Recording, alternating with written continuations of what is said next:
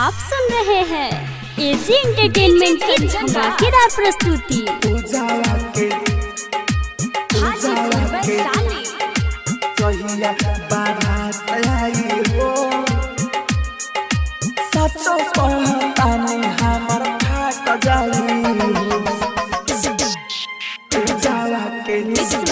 Recording studio पूजावा के जहिया बारात आई हो, पूजावा के जहिया बारात आई हो, सचो कहतानी हमर फाट जाई हो, हाँ सचो कहतानी हमर फाट जाई हो, ओकरा अंगना में ना हमर लात जाई हो, सचो कहतानी हमर फाट जाई हो, सचो कहतानी हमर फाट जाई हो।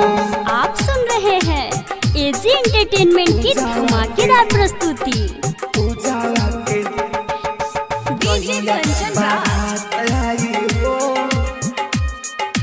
सचो कहतानी हमर फाट जाई हो। Mix by AG recording studio. पूजावा के बारात आई लागत हरदी अब देह भइल पियर, हमरा से दूर हमर हो जइहे डियर, हो जइहे डियर, हो जइहे डियर। लागत हरदी अब देह भइल पियर, हमरा से दूर हमर हो जइहे डियर, गलिया ओकर दोसर के हाथ जाई हो, सचो कहतानी हमर फाट जाई हो, पूजावा के जहिया बारात आई हो, सचो कहतानी हमर फाट जाई हो। आप सुन रहे हैं एजी एंटरटेनमेंट की धमाकेदार प्रस्तुति। पूजावा के जहिया बारात आई हो,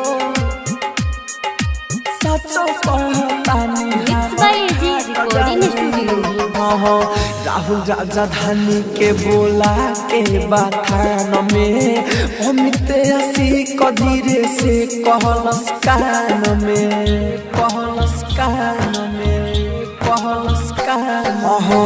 राहुल के भूत बोला के बखान में, अमित के कहलस धीरे से कान में, जबले जियब प्यार ओकरा साथ जाई हो, सचो कहतानी हमर फाट जाई हो, पूजावा के जहिया बारात आई हो, सचो कहतानी हमर फाट जाई हो।